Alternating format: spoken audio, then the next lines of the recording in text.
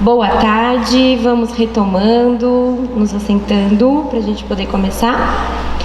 Então, agora dando continuidade ao congresso, nós teremos a mesa redonda Canto Coral em Igrejas. E eu vou ler rapidamente os currículos dos nossos convidados. Teremos a Michele Viegas, que é mestre em música pela Universidade Federal do Rio de Janeiro desde 2023, pós-graduada em regência coral pelo Conservatório Brasileiro de Música, CBM-CEL, e graduada em licenciatura plena com habilitação em música pela Universidade Federal do Rio de Janeiro, Unirio. Como profissional da voz, dedica-se à preparação vocal, à regência de coros infantis, infantos juvenis e adultos. Apresentou-se em várias salas de concertos sob regência de ilustres maestros brasileiros e estrangeiros e, junto ao grupo vocal Boca que Usa, recebeu o prêmio do primeiro lugar na categoria de coral misto, no 13º Festival Internacional de Canto Coral Incanto Sugarda, na Itália, em 2019. É professora de educação musical, atuante na educação básica, com mais de 20 anos de experiência nos segmentos da educação infantil e do ensino fundamental 1 e 2. Marcela Gonçalves é mestre em música no ProMus, UFRJ, e pós-graduada em formação pedagógica de docentes pela Universidade Cândido Mendes, a UCAM.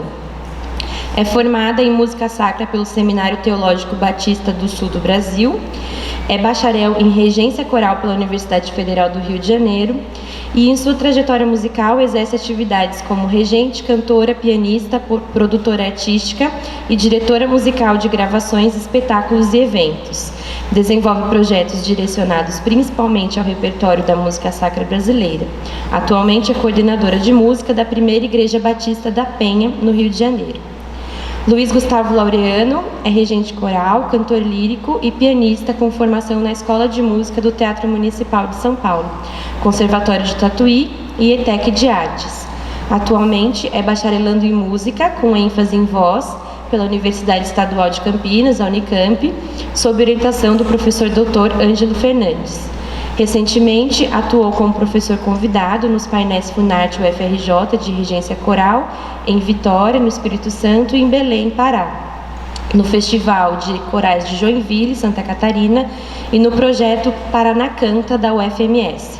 Idealizador e diretor-geral do Congresso de Música nas Igrejas, juntamente com o pianista Luiz Otávio do Carmo. Integra a comissão organizadora do CIMUSE, o Congresso Internacional de Música Coral Infanto Juvenil, representando assim tanto o terceiro setor quanto o Estado de São Paulo.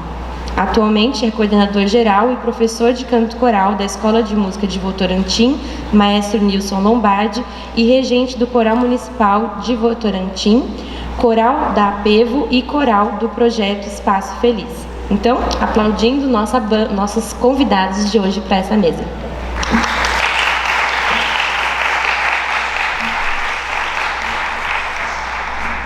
Sejam bem-vindos. E eu vou passar primeiro a palavra à professora Michele Viegas.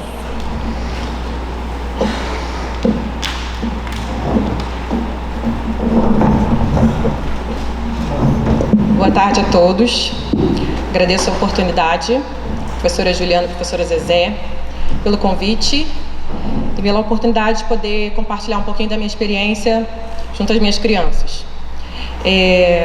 Eu nasci num lar cristão, meu pai católico, minha mãe evangélica, mas eu sempre estive envolvida desde criança no Ministério da Música, na equipe de louvor, cantando nos coros. Eu congrego numa igreja que tem a tradição coral muito forte, em que as crianças cantam no coral, depois a gente vai para o coral de adolescentes, tem muitos coros adultos, coro feminino, coro masculino, coro de idoso. Então, cantar em coral é algo que eu pratico desde sempre.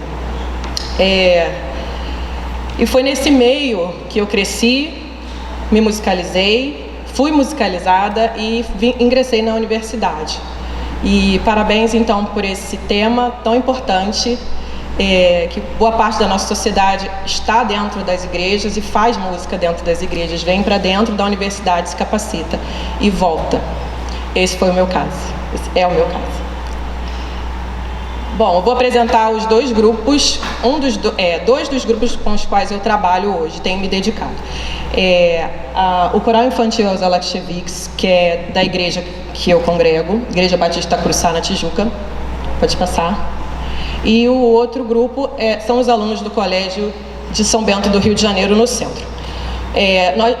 Vamos seguir que depois eu... Então, antes de eu falar especificamente dos grupos, eu queria falar um pouquinho do que eu tenho visto nas escolas que eu passo como professora sobre o canto infantil e também para as igrejas, o canto inicial, né?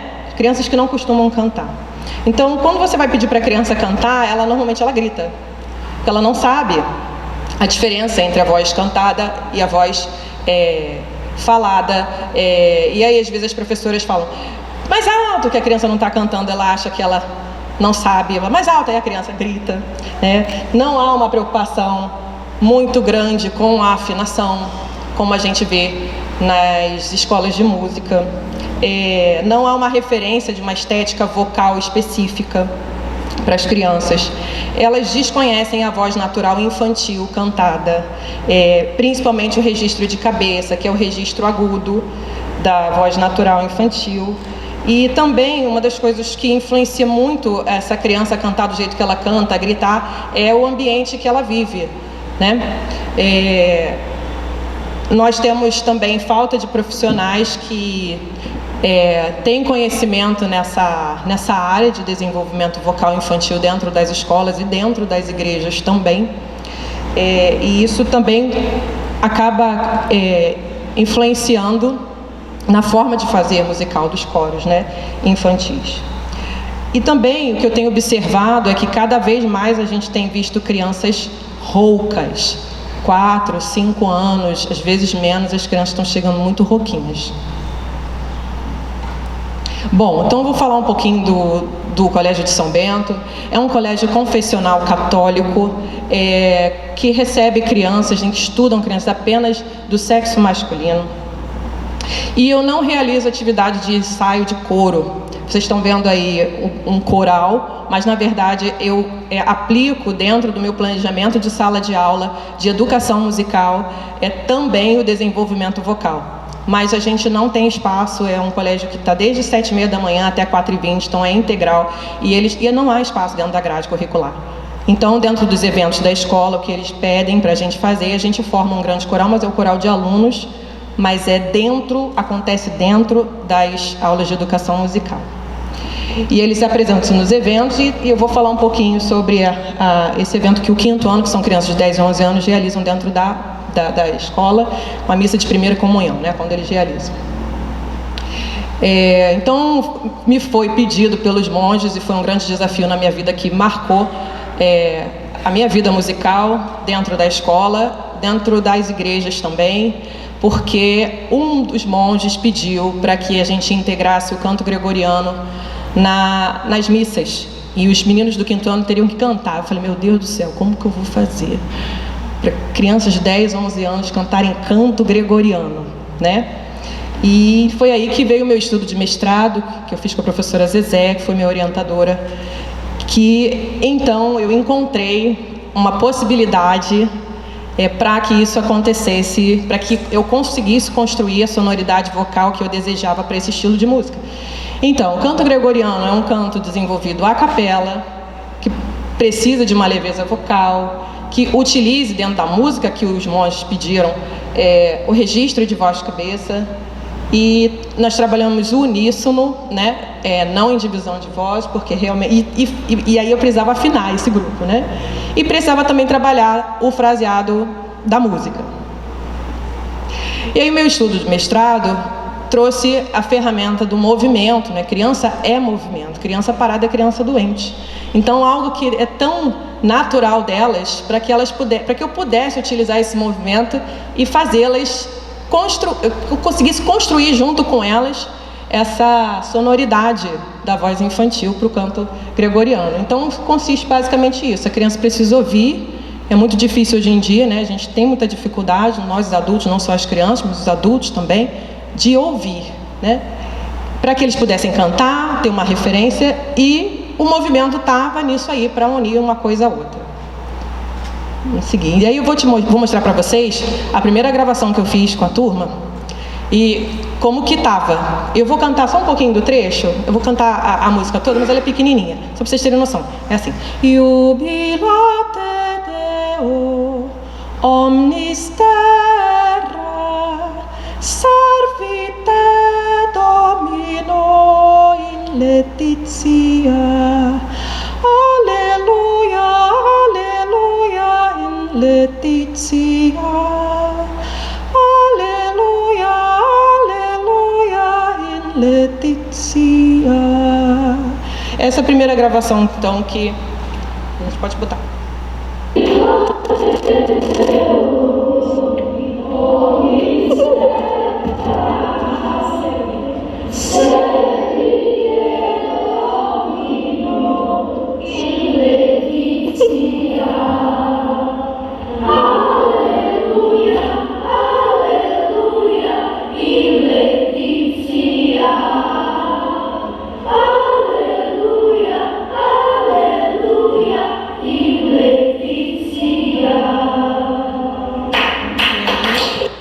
Tudo vira bagunça, né? Mas, então, eu com os movimentos, eu consegui um resultado final que eu trouxe para cá. Eu não pude filmar as crianças, a escola não me autorizou, por isso eu trouxe o áudio. Mas aí vocês vão ver o vídeo da primeira comunhão deles e como ficou. Não tem o movimento aqui, porque eles cantam na igreja, então o movimento foi só para o aprendizado mesmo.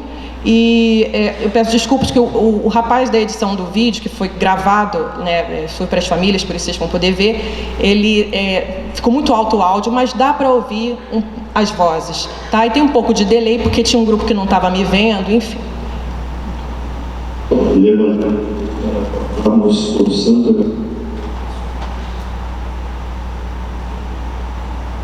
Levantemos para falarmos o Santo Evangelho.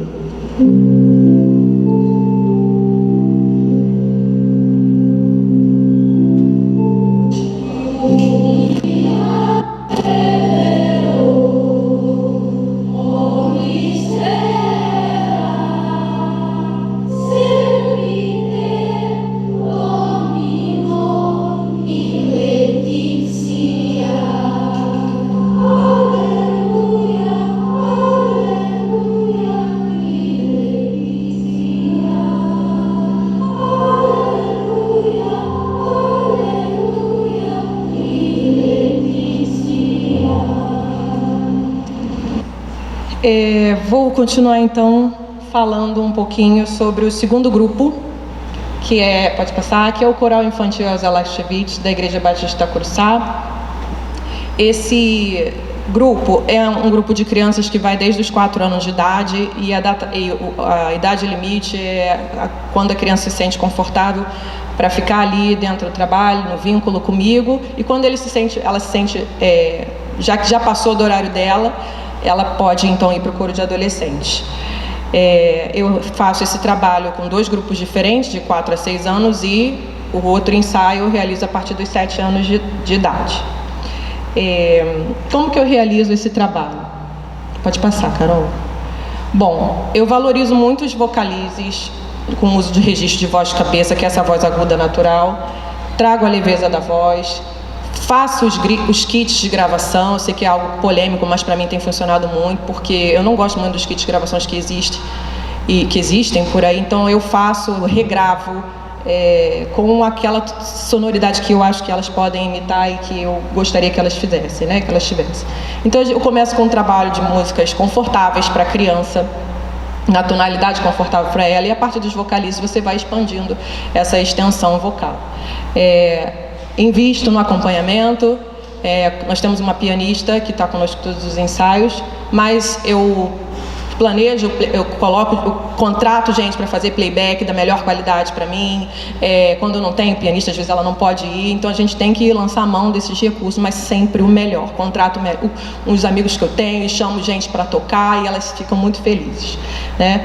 Eu contrato também pessoas que façam arranjos para as músicas que eu quero trabalhar com elas, e também procuro variar os estilos musicais dentro da igreja.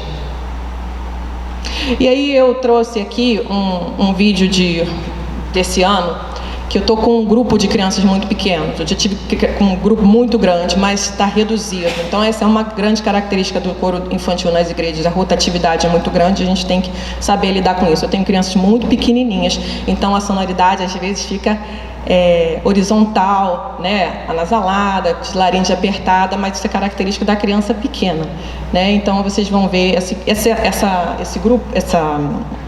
exercício de homogeneidade das vogais foi algo que eu faço em todos os meus grupos e dá super certo desde o primeiro ensaio. Não pode colocar o vídeo?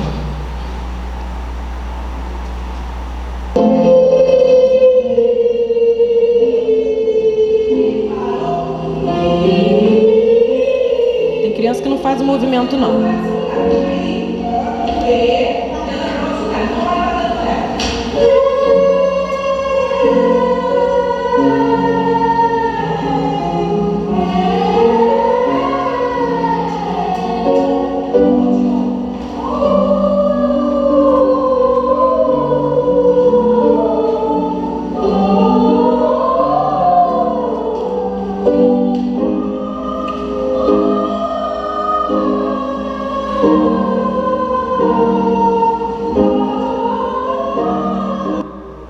Bem, essa voz flutuante é de um pequenininho que não fica parado em momento nenhum. Ele levou 2 anos para conseguir ficar paradinho. Então a gente tem que ter paciência e não exigir da criança que uma hora ela vai. Você insiste, é educar mesmo, né? Então a vozinha dele também, ele era rouco e a voz dele passou, né? Então, sinal que está ali, que ele tem o material, mas com paciência a gente consegue.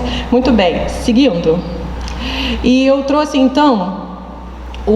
por último, eu queria compartilhar um vídeo, uma música que eu fiz com o coro, em que eu pensei num arranjo de uma música com um estilo completamente diferente do canto gregoriano, foi o que eu trouxe aqui, que é um ritmo de baião, né? Então eu utilizei, para que elas pudessem se desenvolver dentro de uma música, né? Pensei no repertório de se desenvolver dentro. O que eu poderia fazer nesse arranjo para que elas pudessem desenvolver o máximo dentro do repertório que eu escolhi para elas. Então eu utilizei, privilegiei o uso de cabeça, né? Peraí, eu me enrolei. Elas cantaram uma tonalidade confortável do hino. O trecho que ficou agudo demais, eu transpus uma oitava abaixo. Eu peguei um pequeno trecho que elas já tinham repetido, eu peguei e dividi a 2 vozes completamente diferentes, mas que deu certo. Eu investi no instrumental, trouxe os adultos para que elas pudessem ser acompanhadas por eles. E eu tenho uma hora no vídeo que eu dou menos, porque às vezes o instrumental da igreja está lá empolgadão, o cara na bateria e tal, e eles estão nem aí, estão curtindo também, mas a voz da criança precisa ser ouvida. Então, eles me atenderam.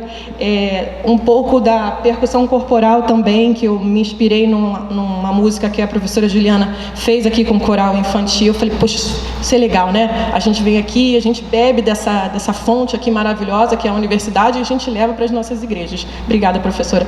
E também trouxe o uso da voz falada, para que elas pudessem saber que existe uma voz falada e uma voz cantada. Foi isso que eu procurei fazer nesse arranjo, e eu termino com ele.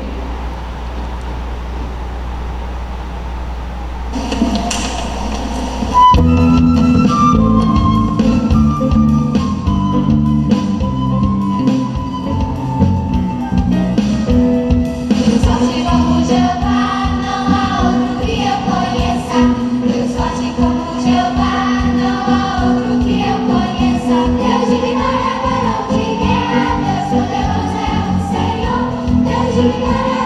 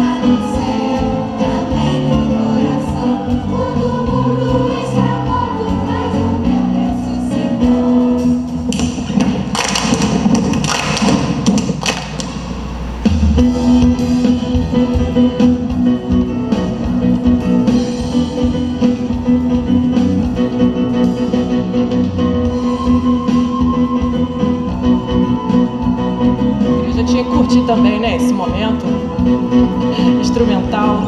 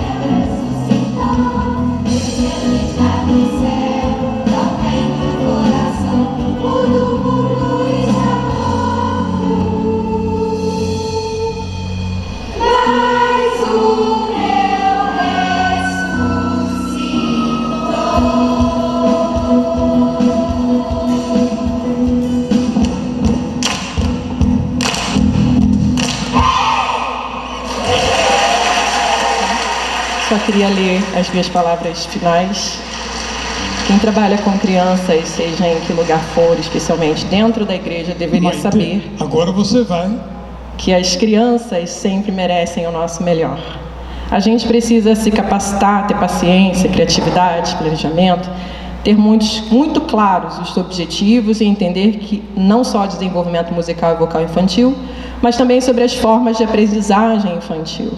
Respeito. Quando você oferece o seu melhor, as crianças sob o seu comando passam a ser niveladas por cima. Elas não vão aceitar qualquer coisa que venham oferecer a elas. Dessa forma, a gente contribui para a excelência musical dentro das nossas igrejas e, por conseguinte, dentro da sociedade, tendo em vista que muitas pessoas têm o seu primeiro contato musical dentro da igreja. Luto para que as crianças tenham uma experiência significativa, feliz, produtiva e uma memória afetiva forte e enraizada no Evangelho, através do canto, em louvor a Deus eterno. Obrigada.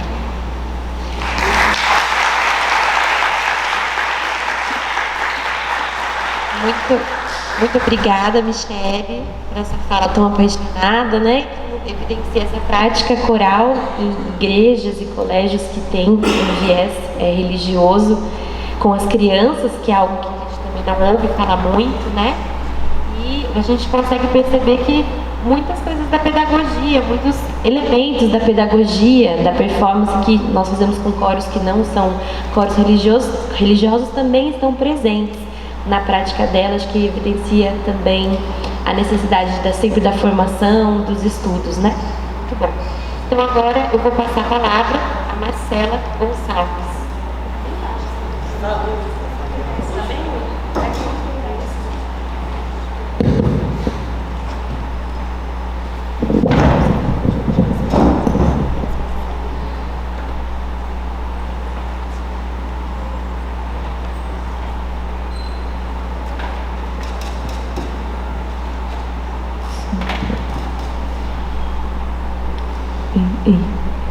Boa tarde. Boa tarde. Bom, como já foi apresentada, meu nome é Marcela Gonçalves. Eu sou ministra de música na primeira Igreja Batista da Penha, aqui no Rio de Janeiro. Eu já sou ministra de música há 20 anos. Já fui ministra de música da Michele Viegas, na Igreja Batista de Itacuruçá. E é um prazer, uma honra poder compartilhar algo, né, da vivência, daquilo que a gente já experimentou e experimenta no ambiente da igreja. Eu também sou pianista do programa Aprendiz Musical lá em Niterói. É um programa que atende todas as escolas públicas de Niterói, faz um trabalho incrível há mais de 15 anos. E lá eu tenho a oportunidade de ser pianista, acompanhar os coros, os professores de iniciação musical, orquestra também. E também sou regente do coro Vozes da Reforma no Colégio Genebra, em Niterói. Estou assumindo agora, né? Tem uma semana que eu comecei lá. Então é uma alegria poder estar aqui com vocês. E eu espero poder compartilhar um pouco daquilo que eu vivo já na igreja. Eu pensei assim em colocar um título de A Música Coral nas Igrejas Evangélicas do Brasil e falar um pouquinho da sua origem, do desenvolvimento, né, do canto coral dentro da igreja e o impacto dessa prática. Então, é importante a gente contextualizar um pouquinho da onde, né, veio a prática do canto coral na igreja, né? E principalmente, especificamente no meu caso, falando da Igreja Batista. Então vocês vão ouvir muito eu falando, Igreja Batista, porque é realmente a minha vivência, né? A gente sabe que a igreja evangélica, ela no Brasil tem muitas igrejas tradicionais, históricas, né? Como a minha igreja, a PIB da Penha, tem 100 anos.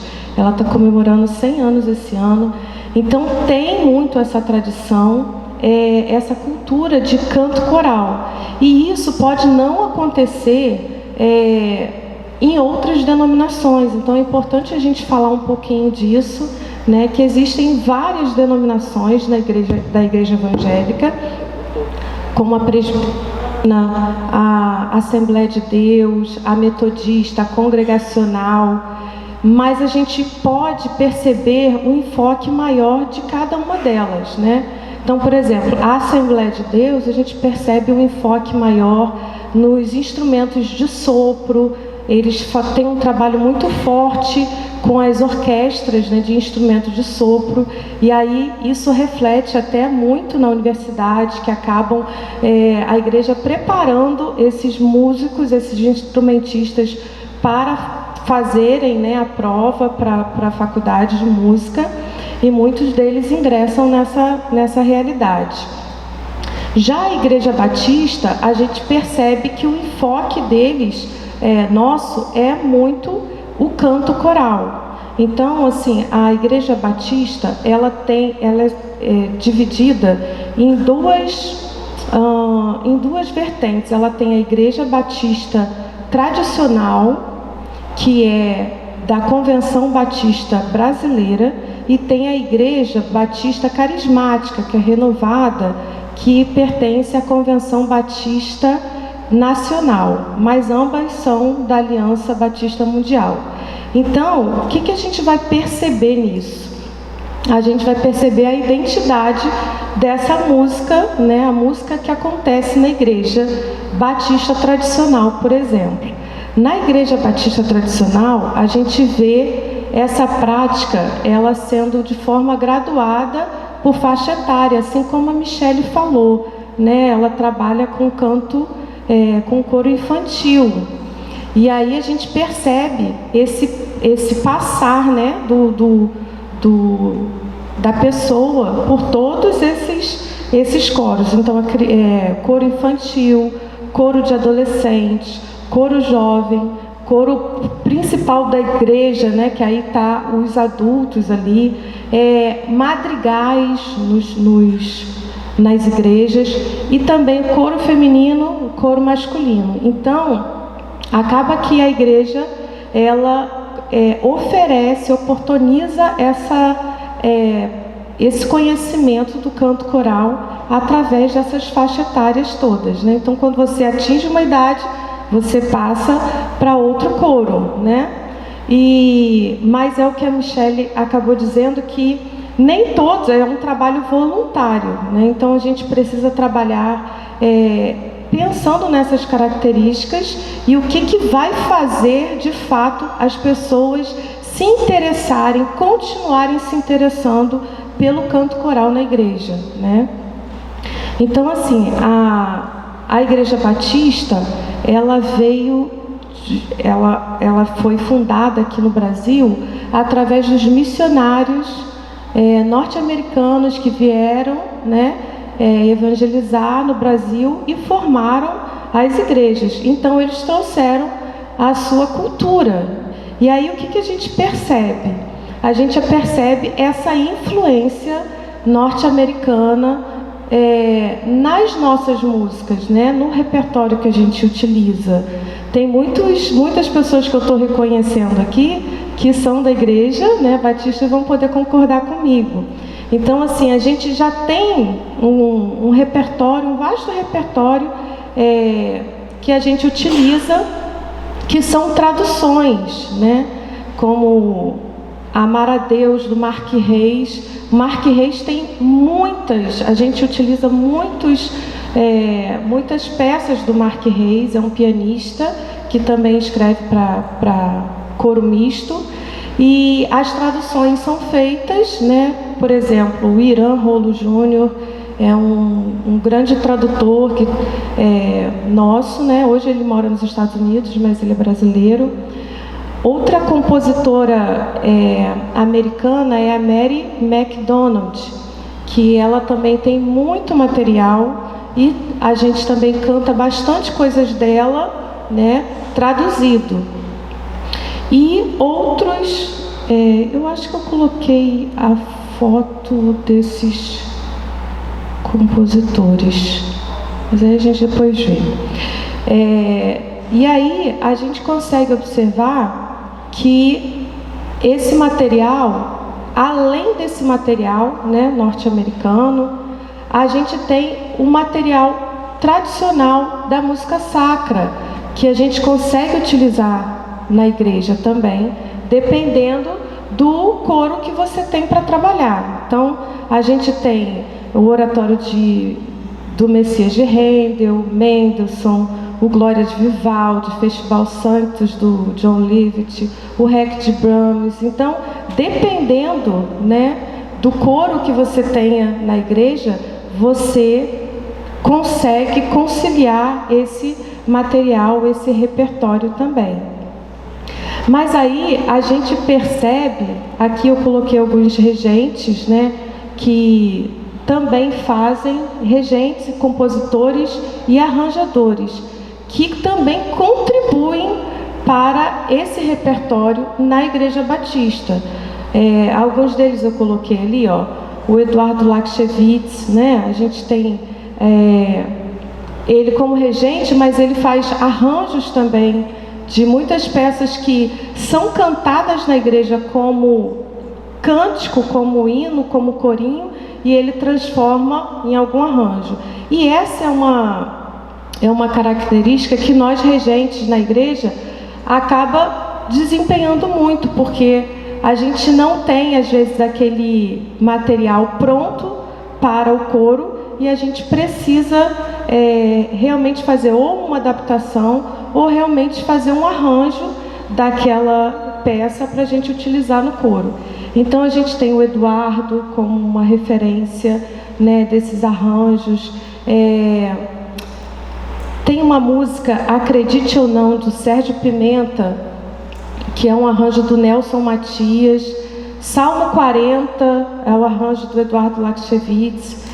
Estela Júnior, ela também tem material para... Ela é uma pianista, né? Ela é tema do meu mestrado. E ela faz não somente composições e arranjos para piano, mas também para coro misto. Mas ela tem muito material para coro feminino também. Então, hoje à noite, no concerto das 7 horas, vocês vão poder ver um pouquinho disso, né, que o meu mestrado foi trabalhar, fazer um levantamento desse repertório dela para coro feminino.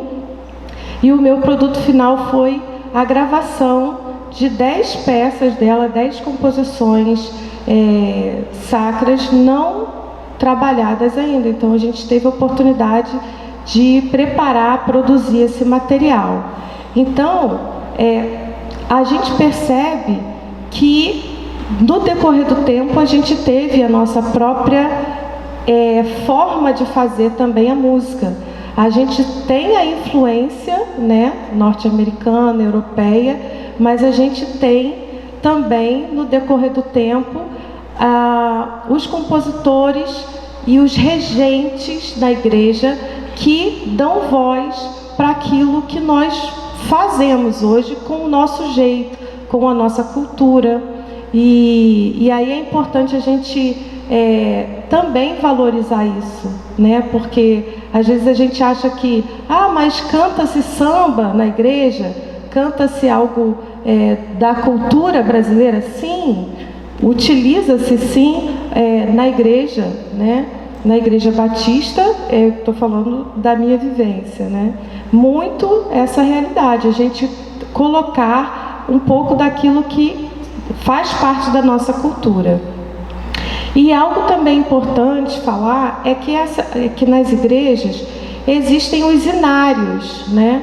Eu trouxe até aqui um inário, esse aqui é o inário para o culto cristão, que também servem como referências para a gente, porque os inários estão escritos a 4 vozes, né? Então tem o inário da Assembleia de Deus. Eu coloquei uma lista de todos os inários das igrejas evangélicas aqui no Brasil, como salmos e hinos da igreja congregacional, hinos e cânticos, igrejas cristãs e evangélicas, casa de oração, o cantor cristão, que é da Igreja Batista, o inário adventista do 7º dia, da Igreja Adventista, a harpa cristã da Assembleia de Deus, o inário evangélico das igrejas metodistas, o novo cântico da Igreja Presbiteriana, hinos do povo de Deus das igrejas evangélicas de confissão luterana, inário luterano também da igreja luterana, né? Inário para o culto cristão, que também é utilizado na igreja batista, inário das igrejas evangélicas reformadas do Brasil, das igrejas evangélicas reformadas no Brasil, Cantai Todos os Povos da Igreja Presbiteriana Independentes, livro de canto da Igreja Evangélica de Confissão Luterana do Brasil, que é a Igreja Evangélica de Confissão Luterana, e a coletânea de partituras da Igreja Cristã Maranata. Então esses são alguns, os inários, né, de referência dessas igrejas, da onde a gente tira também muito material para utilizar, não somente na liturgia, né, nos cultos, mas também para uso nos coros, né? Um item importante, eu acho que eu acabei passando aí o vídeo de uma, né?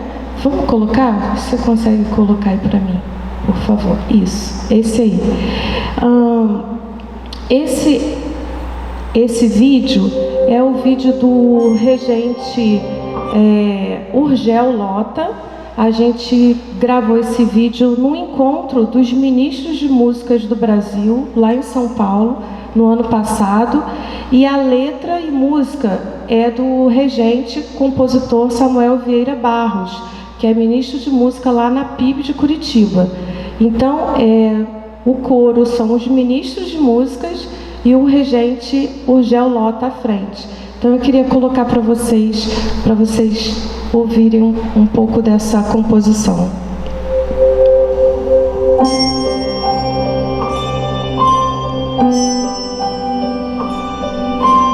Com a participação do grupo de sinos também lá da PIB de Curitiba.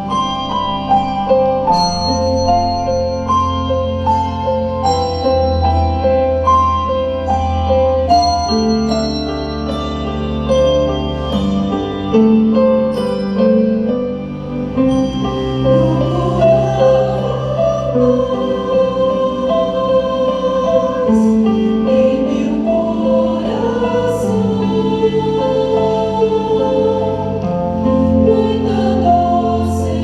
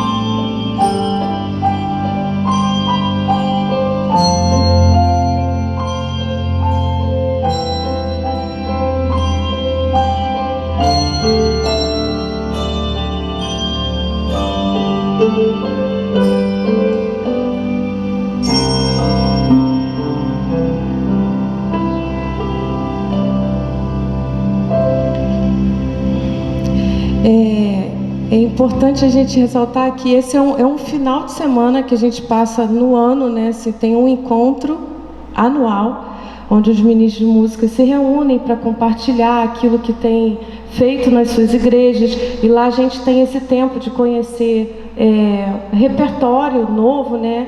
E por exemplo, eu estou com um livrinho daqui, desse ano. Depois, se vocês quiserem falar comigo depois daqui desse momento, tá? Para vocês terem um pouco de acesso desse material também. Mas isso é construído assim, em 2 dias, né? A gente senta, lê junto, todo mundo lê partitura e tudo sai realmente mais fácil. Mas na igreja a gente sabe que a gente não tem essa realidade, né? Então, pensando no tema específico desse congresso, que é desenvolver um repertório, né? Então, eu acho que a gente precisa pensar como que a gente tem apresentado esse repertório para os nossos coristas na igreja, né? E eu acho que o primeiro ponto é como que a gente escolhe esse repertório.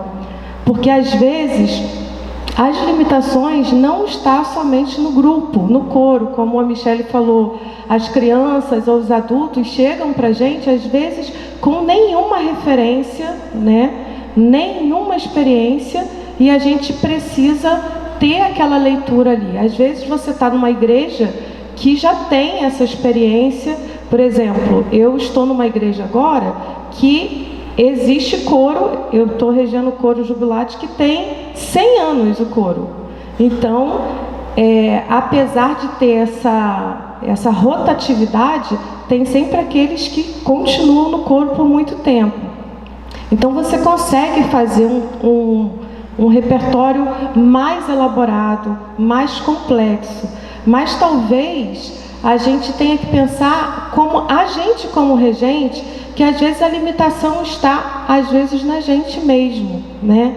Às vezes na dificuldade que a gente tem de tempo, ou às vezes na limitação de leitura, de pegar ali e estudar, escolher um repertório, estudando o repertório, tirando voz por voz, para depois passar esse repertório para o coro.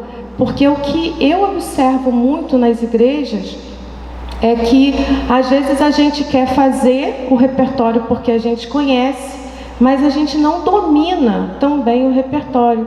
Então, o coro, ele não vai cantar aquele repertório da forma que a gente imaginou, né? Então, eu acho que uma das questões mais importantes que a gente precisa refletir é realmente quando a gente vai escolher o repertório e qual é a limitação. Se talvez a limitação... quais são as limitações do coro, mas também quais são as limitações do regente, né? Tem um outro aspecto que eu queria falar com vocês, sobre a formação, né? Que a gente está falando aqui sobre ministros de música, e seria muito importante a gente falar um pouquinho disso, que a formação musical dentro das instituições evangélicas, especificamente da Igreja Batista, por exemplo, o ministro de música, ele passa por um seminário, ele estuda música 4 anos lá, e antes, onde eu fiz um seminário batista do sul do Brasil, fica na Tijuca.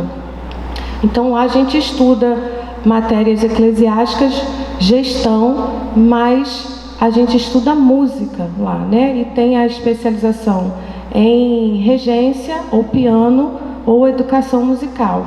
Então, como é importante essa formação para você estar à frente de um coro ou de uma igreja. E na Igreja Batista, essa pessoa, né, ela é remunerada para isso, ela trabalha de forma integral ou parcial, ela vai ser coordenadora de toda a parte de música da igreja. Então, por que é importante falar sobre isso? Porque para a gente, né, é muito normal isso, a gente sabe disso, mas tem muitas pessoas que não conhecem, né, esse tipo de formação, acha que então eu vou estudar música e vou direto para a academia, para o UFRJ, para a universidade. E às vezes você também tem esse caminho de estudar música no seminário. Então a Igreja Batista, ela preza por esse ensino, né? E essa é uma forma muito estruturada para que a pessoa que vá trabalhar como regente também possa ter esse conhecimento. Outra forma são os congressos que existem, né? Que a gente pode enviar os nossos músicos. Existem vários congressos que a igreja também oferece, que também a gente vai ter essa oportunidade de enviar os nossos músicos, os nossos coristas, para poder fazer uma reciclagem ou para poder aprender um pouco mais sobre aquela tarefa que ele já exerce na igreja. Como um desses congressos é esse que eu mostrei dos ministros de músicas, mas tem outros, regionais, né, estaduais. E também outra forma de formação que eu acredito é o próprio canto coral, né? Porque o coro ele está ali formando o tempo todo, ele está descobrindo talentos, ele está dando a possibilidade daquela pessoa também escolher a música como profissão.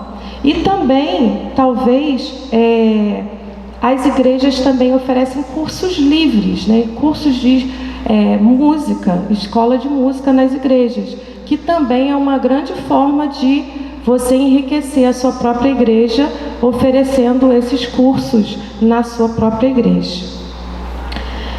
Então, a minha fala final assim os desafios do canto coral, né?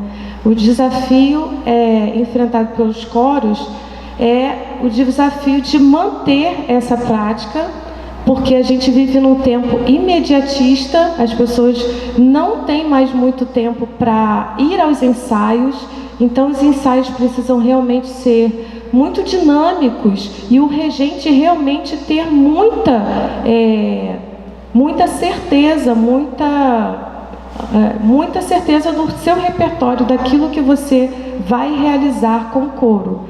Então eu acredito que hoje, nos tempos de hoje, o nosso maior desafio é realmente o tempo, né? A gente gerenciar o tempo e conseguir manter as pessoas motivadas a participarem dos ensaios, onde elas vão ali poder participar dos cultos, terem apresentações, participarem de encontros de coros e outras atividades que a igreja disponibiliza, tá bom? Então a minha consideração final é a importância da gente continuar, não desistir, como a Michele falou, ter paciência em trabalhar com os voluntários na música coral, na vida das igrejas, tá bom?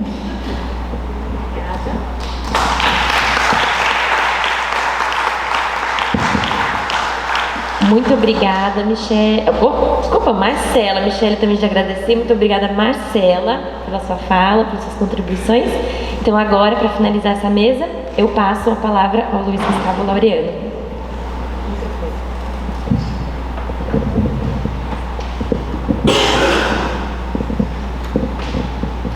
Boa tarde a todos.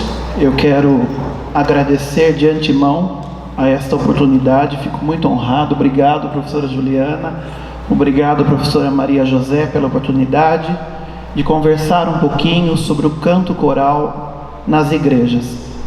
Algumas coisas as minhas colegas já falaram, eu acho que algumas coisas vão se convergir, mas eu venho da Igreja Presbiteriana, estive ligado 20 anos à Igreja Presbiteriana Independente, e agora estou ligado à Igreja Presbiteriana do Brasil. Então trago um pouco também essa experiência e esse olhar dentro da atuação da igreja. E pensar nesse canto coral como função, entender um pouquinho como é que se dá essa função. Então, em primeiro lugar, a gente precisa entender, dentro da tradição reformada, o que é o culto comunitário. Culto comunitário é um encontro de pessoas que se reúnem em nome de Deus Pai, Deus Filho e Deus Espírito Santo e se dispõem para a palavra, os sacramentos, o perdão, a comunhão, o envio e a bênção. O culto é o encontro de Deus com o seu povo, no qual se estabelece um diálogo. Deus fala à sua igreja através da sua palavra lida, explicada, cantada, e a congregação expressa a sua adoração ao Senhor mediante orações, oferendas e hinos. O culto público quer que a comunidade alcance sua relação mais próxima e mais íntima com Deus. Portanto, o culto comunitário é um serviço, e dentro da nossa tradição, o culto não é algo passivo, o culto é ativo. Eu não assisto o culto, eu presto um culto. E aí nós vamos entender dentro do culto qual é a função da música. Que segundo o grande maestro Parcival Módulo, Lutero entendia que a própria música era uma dádiva divina e maravilhosa, sobremodo excelente. E no caso da música vocal especificamente, as notas musicais intensificavam a força da palavra. Mais ainda, na tradição reformada luterana, a música revela o texto e representa as palavras que descrevem as ideias do texto. Para Lutero, o anúncio da palavra de Deus não estava só na pregação do pastor, mas também nos textos que seriam cantados ao longo do culto. Cantando doutrinas e o evangelho, a música então toma uma nova função no culto protestante e passa por um desenvolvimento técnico e artístico. Portanto, a música boa é o veículo para o texto, e a música boa é aquela que está no lugar certo dentro da liturgia do culto. O repertório deve acompanhar a liturgia e a ordem do culto, com conteúdo teológico, ensino dogmático, ou seja, o repertório deve ser escolhido por seu texto, mas não esquecendo de considerar a sua música. Portanto, a música, dentro da tradição reformada, é serva do texto. Coros não fazem shows no culto, não há espaço para espetáculos musicais no culto reformado. Não cabem apresentações que deixem a congregação passivamente ouvindo. Ao contrário dos coros seculares, ao invés de aplauso, o culto na igreja deve cumprir o seu papel na liturgia e que tenha levado os participantes do culto a melhor adorarem ao seu Deus comunitariamente. Obviamente que essa é uma função primordial que motiva a existência do canto coral dentro da igreja. E existem muitas outras atividades que o coro, como qualquer coro, exerce, seja ela social, seja ela de missões.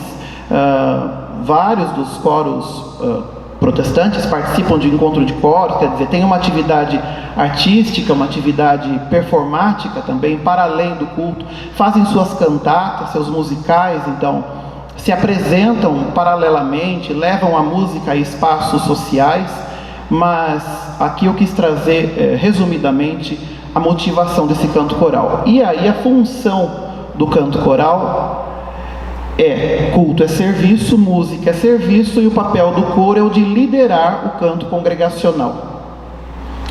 É o de ensinar os hinos à congregação, ou seja, o coro é o modelo vocal da congregação. Se a congregação canta bem, é porque o coro cumpriu o seu papel. Porque o canto coral, como premissa, deve ensinar, tem uma função de educação musical no ensino dos hinos e de todo o repertório congregacional feito no culto, e também ensinar a doutrina e a teologia daquela comunidade de fé de forma cantada. Bom, nós sabemos que o canto coral tem outros papéis muito importantes. A gente está falando de um canto coral que protagonizou essa incidência, deu a origem a muitos movimentos corais no nosso país, e temos benefícios sociais, psicológicos, físicos que todos nós sabemos. E para isso é fundamental que o trabalho seja realizado pelo regente de maneira excelente, porque, como disse a Michele e a Marcela, para além de uma profissão, a função do regente dentro da igreja é ministerial, portanto deve ser vista com absoluta excelência. E esse trabalho excelente deve motivar e ao mesmo tempo desafiar os integrantes do coro. É fato que, pelo menos a partir da realidade nas igrejas presbiterianas, nós estamos vivendo uma deteriorização do canto coral nas igrejas. Nós temos vivido um trabalho que é absorvido pelo universo do mercado gospel, pela rapidez da tecnologia, pelo pensamento acelerado, onde as pessoas não têm paciência para investir num lento processo, porque o processo é lento.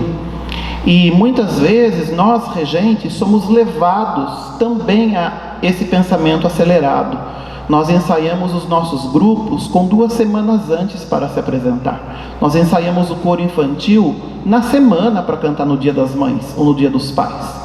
E aí a gente sempre busca o repertório mais fácil, né? Eu acho que vários aqui, muitos colegas aqui, estamos nos mesmos grupos de WhatsApp. Eu acho que a pergunta que mais permeia lá é: alguém tem uma música bem facinho para eu fazer na minha igreja? O mais fácil, o mais rápido, porque eu não tenho tempo.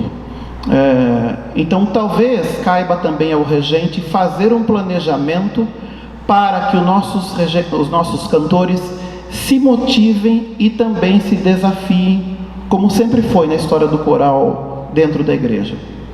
E aí, será que temos uma parcela de responsabilidade nessa deteriorização do canto coral? Será que a atividade coral tem conquistado os coristas?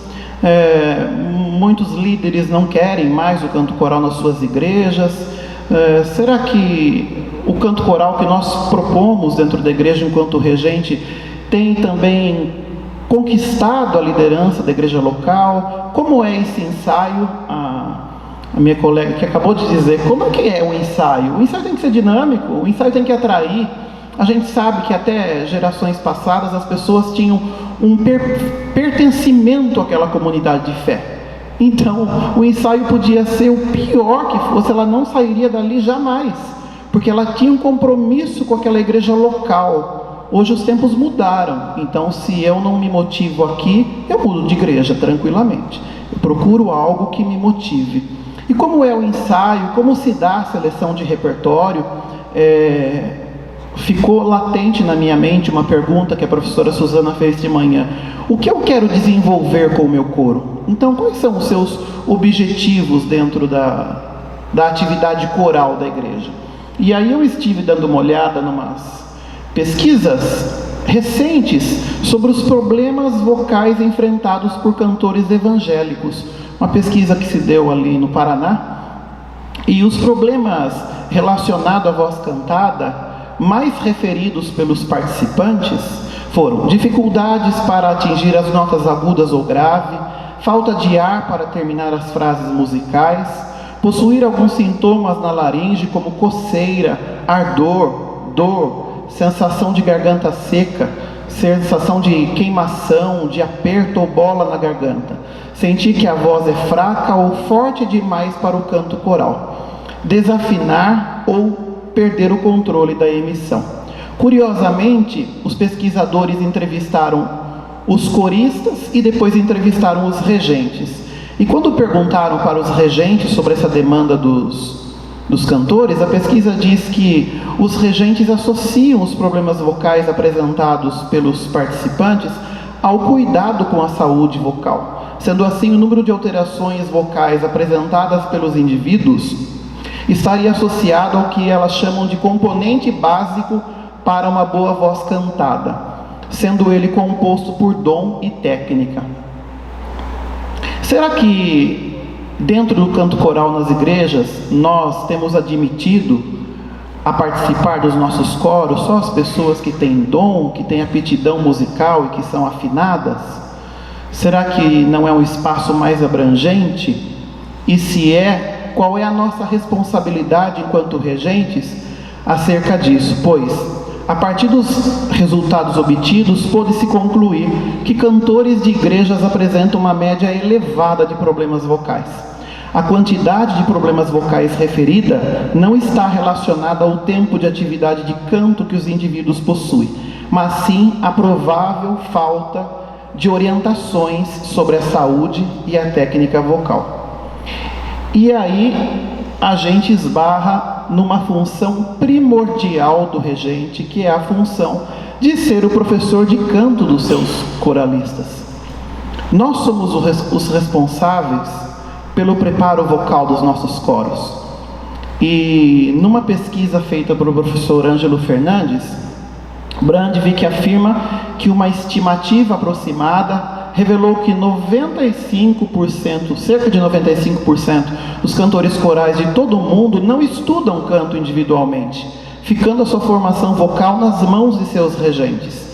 Para o autor, o regente deve ser considerado o primeiro e único professor de canto dos membros de seu coro. E sendo assim, espera-se que seja capaz de levá-los à compreensão dos principais componentes da técnica vocal. Além disso, embora alguns possam estudar canto de maneira privada, eles ficam sob instrução do regente durante um período muito maior por semana. Se a aula de canto é 1 hora por semana e o ensaio pode ser de 2 ou 3 horas, esse corista já fica sob a nossa influência numa maior parte de tempo. E aí eu pergunto, qual é a identidade sonora do teu coro? Qual é o ideal de sonoridade que você busca para o teu coro? E aí, olhando lá o Instagram e a organização sensacional desse congresso, que fizeram algumas ações de esquenta, foi perguntado lá, e essa pergunta não saiu mais da minha mente: quais são hoje os referenciais de sonoridade que nós temos dentro dos coros das nossas igrejas? Coros esses que protagonizaram grandes obras sinfônicas, grandes oratórios, músicas de grande complexidade. Quais são os nossos referenciais? Quais coros nós, regentes, temos ouvido e dito: não, eu gostaria que o meu coro se assemelhasse a esse trabalho? Quais são os referenciais de sonoridade dentro, especificamente, do canto coral nas igrejas? Independente da sonoridade que se busca, é necessária construí-la de maneira saudável, com o conhecimento dos processos que envolvem a emissão do som, desde a respiração até a ação dos articuladores, passando pelos modos de fonação.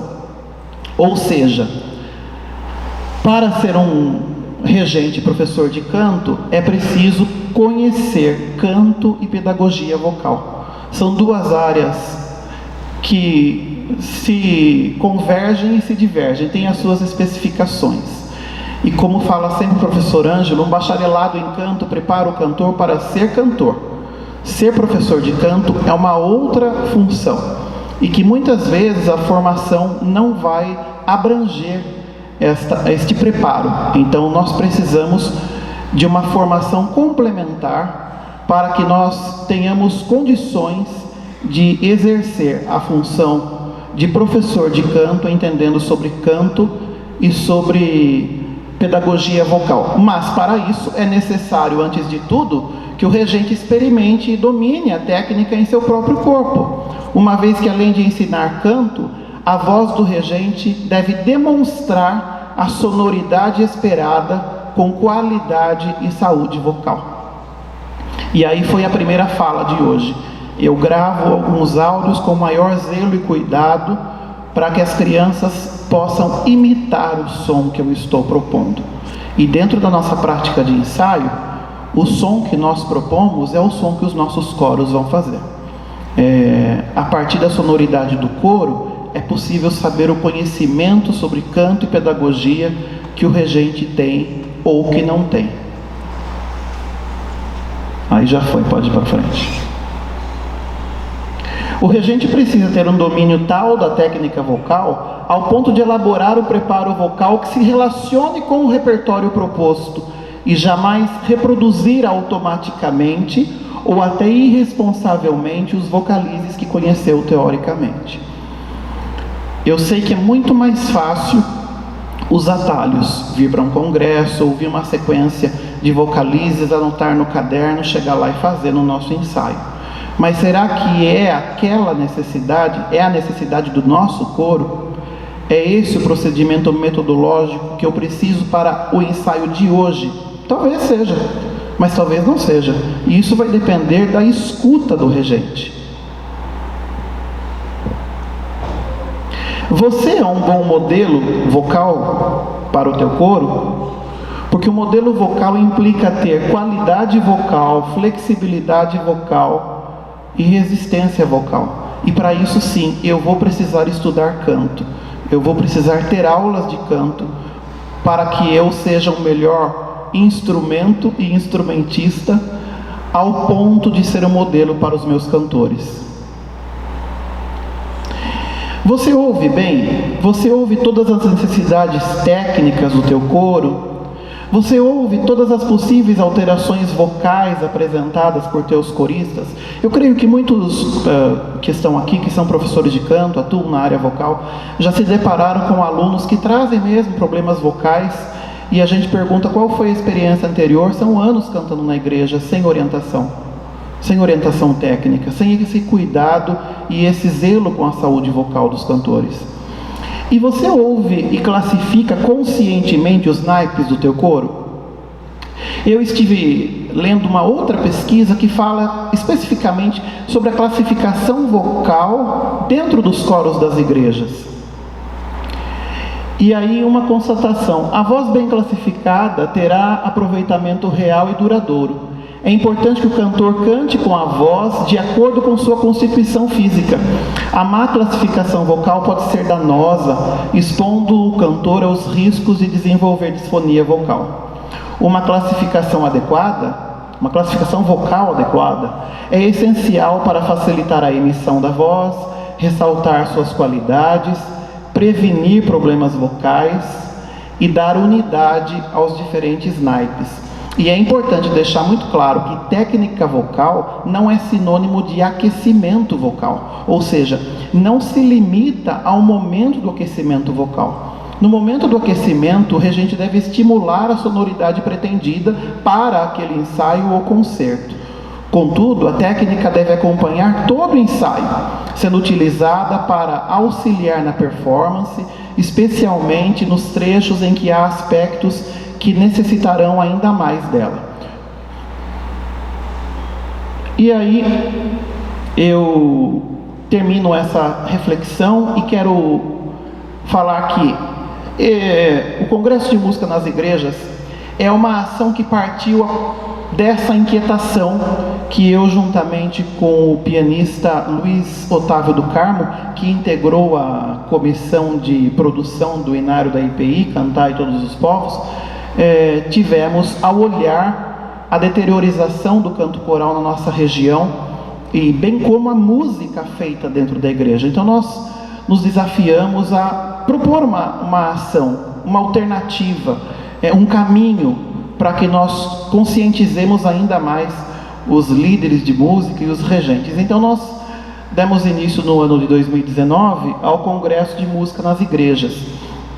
Esse congresso visa temos um tempo para reflexão sobre o desenvolvimento técnico, artístico, espiritual, e ao longo dessas 5 edições, a primeira foi presencial em Sorocaba, mas a segunda, já tomado pela pandemia, nós fizemos online. Nós tivemos ali mais de 2.500 inscrições, e aí nós vimos que as nossas inquietações vinham de encontro com as inquietações de líderes e músicos e regentes de várias partes do Brasil. Então nós temos anualmente feito essas ações. 2020, 2021, 2022 foram atividades online, e 2023 nós retomamos, e no mês que vem nós teremos a 5ª edição na Igreja Batista Emanuel, em Boa Viagem, em Recife. E temos a oportunidade de reunir pessoas preocupadas com a música da igreja, tanto do ponto de vista artístico como do ponto de vista acadêmico. Então nós tivemos a participação. Sim? Alô? Tivemos a participação de grandes maestros como Samuel Kerr, Doroteia Kerr, Parcival Módulo, maestro Eduardo Lakshevitz, Elisa Dekene, professora Ana Lúcia Gaborim, dentre outros tantos, professora Gisele Cruz, que também está aqui conosco. e temos encontrado nesse lugar uma alternativa, um caminho para que a gente se reflita, para que a gente sente e reflita sobre essas questões que tanto afetam a música realizada dentro da igreja. Para terminar, eu gostaria de mostrar um vídeo. Nós temos um vídeo, nessas ações da pandemia, nós tivemos uma atividade que foi o coro virtual. E o coro virtual do Congresso só aconteceu e acontece de forma virtual, porque a gente reúne pessoas de cerca de 18 estados brasileiros participando. E essa foi uma homenagem que nós fizemos ao maestro João Wilson Faustini, falecido o ano passado, que é um grande protagonista da música evangélica, o maior tradutor da música evangélica brasileira, maestro, pastor, regente. E ele teve a oportunidade de assistir essa homenagem, que foi em 2022, e faleceu em fevereiro do ano passado.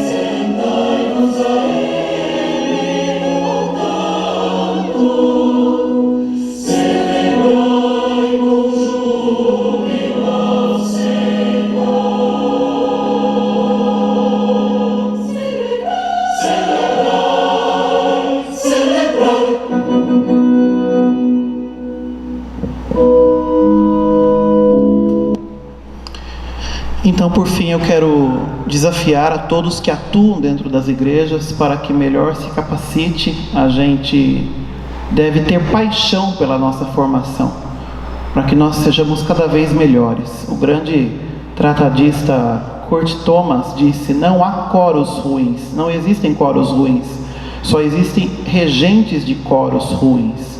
Então que nós busquemos cada vez mais nos aprimorar para essa tão nobre arte e missão que é a atuação da regência coral dentro das nossas igrejas. Obrigado.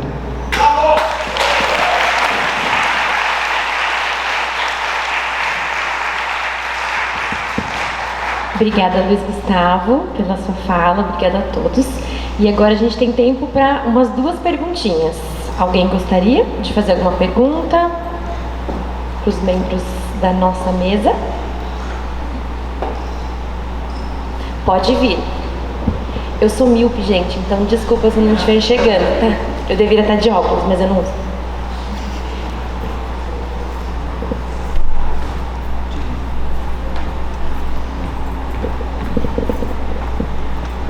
Boa tarde a todos, boa tarde à mesa. Eu gostaria de saber, essa pergunta que está rolando na minha cabeça desde de manhã, muito boa a palestra da professora de manhã, e agora se encaixa exatamente nisso. Como se leva um coro? Geralmente são iniciantes de uma igreja, e como se leva esse coro a melhorar cada vez tecnicamente, a se tornar um ótimo coro tecnicamente, como é dosado o repertório, como é planejado esse repertório. Queria que vocês comentassem isso.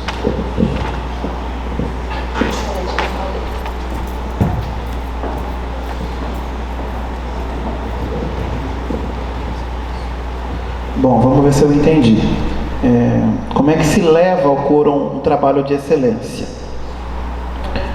Através do repertório.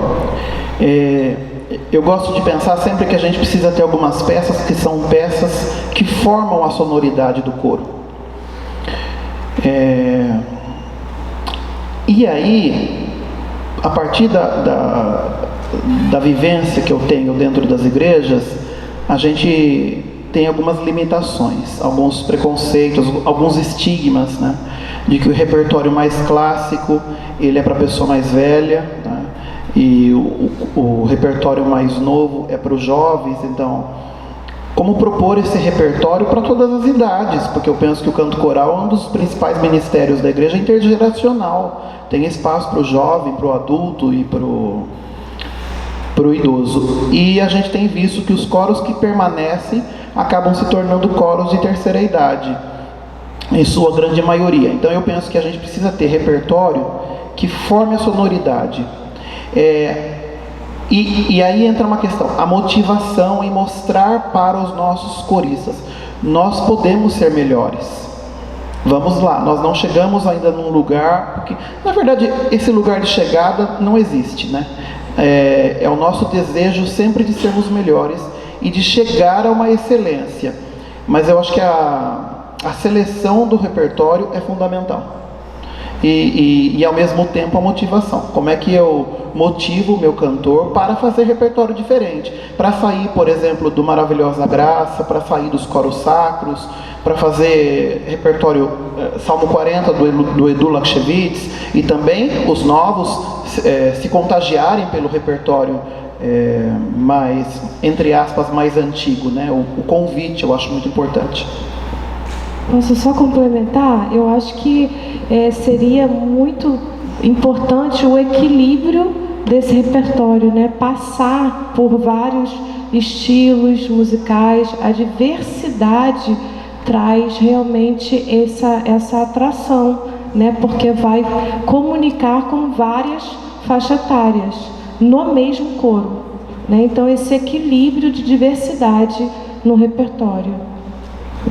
Eu complemento da mesma maneira. A criança é muito, na minha opinião, é muito mais fácil do que adulto.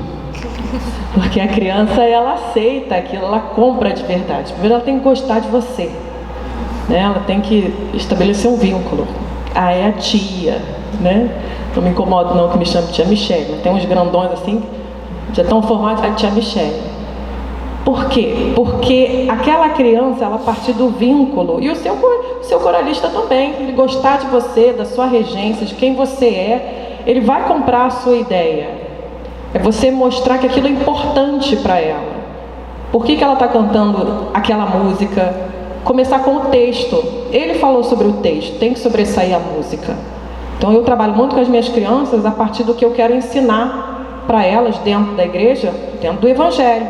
Nós vamos cantar a música e buscar de vários lugares, mostrar que no Brasil a gente faz esse tipo de música, na África tem aquele estilo, e tudo isso vai encantando as pessoas gostam do que é belo, do que é bonito, e se a gente buscar essa diversidade e fazer bem feito, eu acho que é por aí.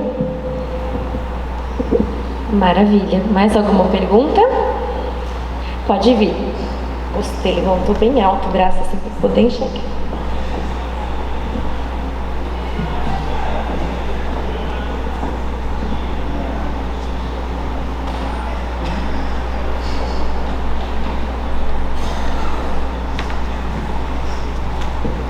Boa tarde. Eu só fiquei um pouquinho preocupado nessa mesa de hoje, de repente você que está aqui, que tem uma outra fé, não tem fé alguma, ou de repente vem de uma outra matriz de expressão religiosa, de que a música na igreja protestante também cabe-se à igreja anglicana, metodista, luterana, presbiteriana e batista. Não são somente a igreja presbiteriana e igreja batista. Então, quando você ouvir esses outros nomes, elas também cabem dentro do assunto que está trazido à mesa aqui hoje, que é música cristã, ok? Eu acho que vale a pena a gente colocar isso para quando as pessoas que estão aqui, que não são desse métier, ouvirem essas terminologias e o nome dessas outras denominações, possam também entender que se trata também do mesmo assunto que está sendo abordado aqui agora à tarde. Obrigada pela colaboração, contribuição. Alguma pergunta a mais? Pode vir a última, tá bom?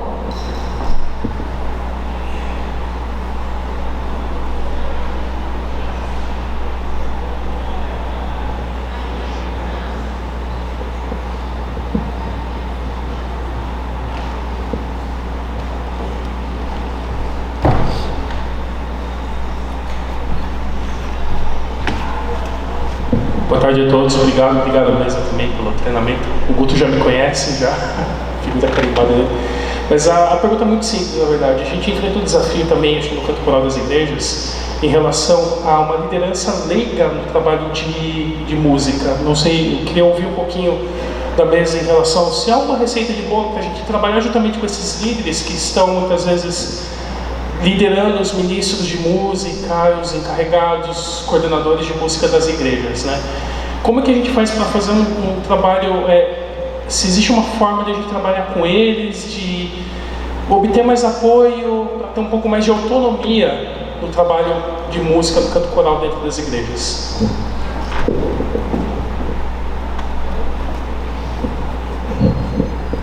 Eu não sei se eu entendi bem a pergunta, né? Mas realmente, de fato, acontece isso, né? Tem algumas igrejas que não têm essa experiência e não têm pessoas preparadas, líderes, músicos preparados. Então, acho que a forma é assim, é pegar o voluntário que não sabe de nada de música, mas ele tem uma boa comunicação com aquelas pessoas e coloca ele à frente, né? Então, eu acredito que é pegar essa pessoa que está num papel de liderança e colocar ela para estudar mesmo, né? O básico, o início, né?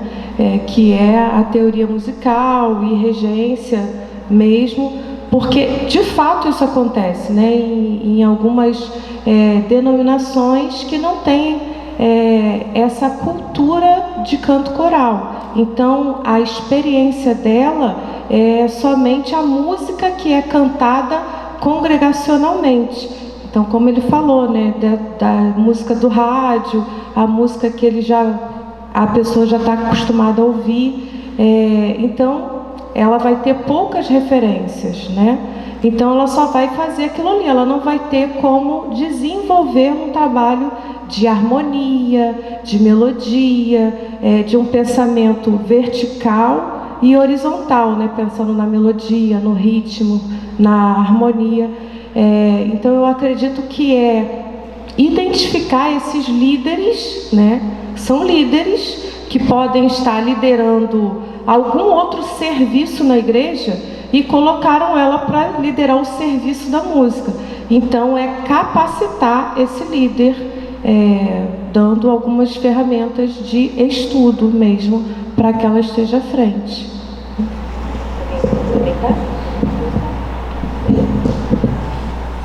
Eu também não sei se eu entendi, mas vamos lá, eu acho que tem um outro prisma aí também, né? Como é que a gente conquista a liderança da igreja? É isso? Os pastores, os oficiantes, como é que a gente conquista as pessoas que pensam a igreja da importância do canto coral? É uma dura missão, mas eu penso que precisa se fazer uma reflexão anterior a isso, junto à liderança, que qual é a identidade musical da nossa igreja? A nossa igreja se identifica como? Porque o que eu noto, especialmente na minha região, é que todas as igrejas querem hoje se adequar ao mesmo padrão. Então todo mundo quer pintar a parede de preto, quer transformar aquele show de luzes, aquela pirotecnia, sendo que já tem igrejas que fazem isso muito bem, não estou criticando não, cada um tem a sua linguagem, a sua expressão, a maneira como se cultua. Mas será que não tem espaço para uma igreja manter a sua tradição, manter a tradição coral? Então assim, qual é a identidade musical da minha igreja? E precisa ouvir também a comunidade, né? Porque às vezes a liderança da igreja não observa a comunidade quer cantar. Como eu disse lá atrás, o culto não é um serviço passivo. As pessoas querem expressar a sua fé, e uma das grandes formas de expressar a sua fé comunitariamente é o canto coral. Então, essas reflexões precisam ser conversadas, discutidas com a liderança, sim, para que se haja um pontapé.